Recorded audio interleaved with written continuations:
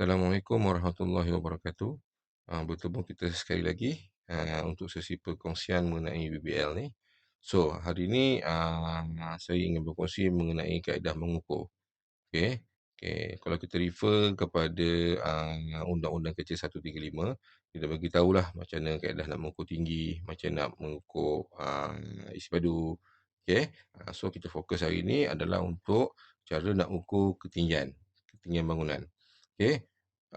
Untuk pengetahuan semua, ketinggian bangunan ni diperlukan untuk dua perkara penting lah. Yang pertama, untuk menentukan keperluan sistem. Yang kedua adalah untuk menentukan isi padu bangunan. Keperluan sistem ni, ketinggian tu mesti diukur sehingga paras mana. Untuk sistem, untuk isi padu pula sehingga paras mana. Itu yang kita nak tahu. Dia ada beberapa situasi lah. Dia ada beberapa situasi. Nampak simple benda ni. Tapi masih ramai lagi yang tak faham lah. Yang tak tahu macam mana nak measure. Silap measure, dia akan mengakibatkan keperluan mungkin yang over keperluan ataupun tak cukup keperluan tu. Jadi ia sangat bahaya. Right. So, macam saya cakap tadi, ketinggian bangunan ni diperlukan untuk menentukan sistem dan isi padu bangunan. Sistem ni untuk apa? Macam keperluan lah. Ketinggian ni adalah diperlukan untuk wet riser system. Lebih 30 meter bangunan, kena adakan sistem wet riser. Kalau ketinggian bangunan tu 18 hingga 30 meter, perlukan sistem pancung kering. Lebih 30 meter, kena sistem pancung basah. Contoh macam tu.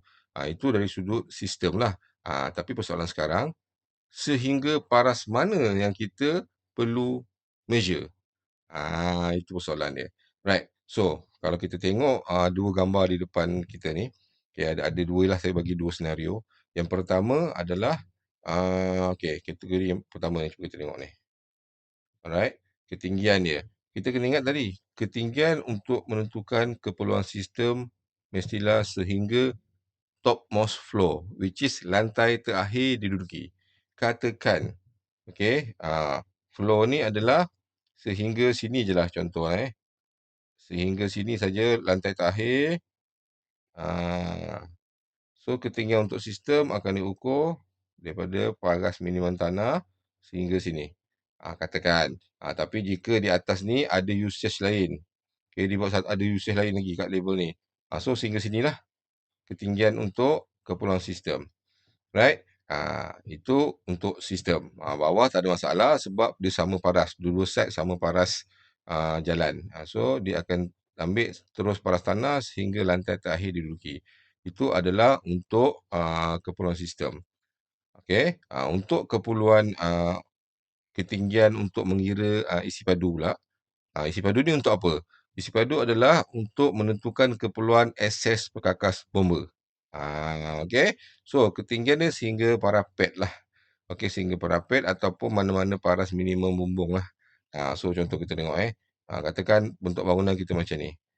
Apa ni dipanggil ni? Trapezium.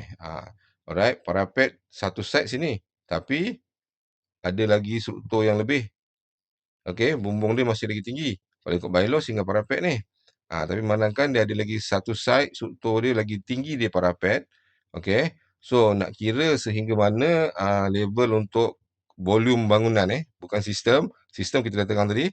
Lantai terakhir diduduki. Untuk volume bangunan, mestilah di antara parapet yang tertinggi ni hingga bumbung yang rata ni. So, dia akan ambil in between. In between, tengah-tengah. Ini adalah paras ketinggian dia untuk volume bangunan. So, daripada paras minimum jalan ni, dia akan ukur sampai sini, in between parapet dan bumbung yang rata ni lah. Itu kalau bentuk bangunan macam ni. Macam mana pula kalau bentuk bangunan dia bentuk truss macam ni? Ketinggian dia mesti diambil in between. Daripada titik tertinggi cerun bumbung tu, sehingga ni, paras bumbung yang ni. Ini dia akan ambil in between. In between ketinggian, tengah-tengah lah. Ini adalah paras ketinggian. Kalau bawah di jalan ni rata, sama level, dia akan ambil daripada minimum paras tanah sehingga yang tadi, jarak in between. Ini untuk volume bangunan. Walau untuk sistem sama macam sebelah tadi, kita tengok adalah sehingga lantai terakhir diduduki. Ini saja. Itu untuk keperluan sistem. Clear untuk truss. Alright. So, macam mana pula kalau paras tanah dia tu tak sama level? Okey, kita akan ambil konsep macam kita tengok bumbung teras ni. Okey, so kita akan ambil sebelah-sebelah sini level tanah dia paras ni. Okey, sebelah sini pula level tanah dia paras ni. So, nak tahu bila mulanya ketinggian, kita akan ambil sama juga konsep atas adalah in between level tanah. Okey, tengah-tengah ni akan dijadikan sebagai titik permulaan untuk mengira ketinggian. Okey. So, kalau untuk keperluan sistem sehingga lantai terakhir diduduki, tapi kalau untuk volume sehingga sini. In between ketinggian. In between ketinggian cerun bumbung dengan bumbung terendah lah. Okey. Clear kan? Ini sebenarnya nampak simple. Tapi kalau anda silap measure mungkin bagi keperluan yang rendah, okey, yang lebih rendah dari sepatutnya bila jumpa bomba, bomba kata, ini ketinggian kena measure macam ni. Okey, sebelum ni mungkin tak perlukan sistem dry laser, mungkin bangunan you kurang 18 meter. Sebab salah measure, tapi yang perkiraan sebenarnya lebih 18 meter. Dah ada tambahan sistem. So, dia akan impact cost. So, sangat berbahaya kalau anda tidak faham cara nak kira ketinggian ni. Sebab efek dia sangat besar. Okey?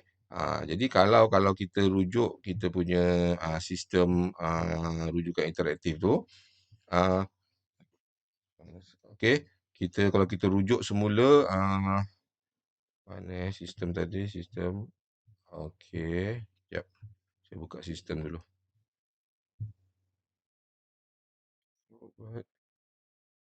Okey, mengukur kaedah mengukur. Alright. Dah sekejap Okey ni. Alright, ni sistem kita. Kita rujuk kepada sistem rujukan interaktif ni. Tadi. Okey ni. Ni. Okey. So, kaedah pengukuran bangunan pun saya dah mention tadi. Ini adalah kaedah dia. Sama gambar tadi yang kita mention. So, kat mana titik permulaan dia, kat mana titik akhir dia. So, sini saya dah mention lah. Kenapa ketinggian sangat penting dalam untuk akses bomba, untuk sistem perlindungan aktif. Adalah gambar-gambar yang boleh refer lah kepada sistem ni. Kalau dia banyak bantu lah. Dia banyak bantu untuk memahamkan kaedah kiraan. Alright. So, saya rasa itu saja untuk perkongsian kali ini. InsyaAllah kita jumpa di lain masa. Assalamualaikum.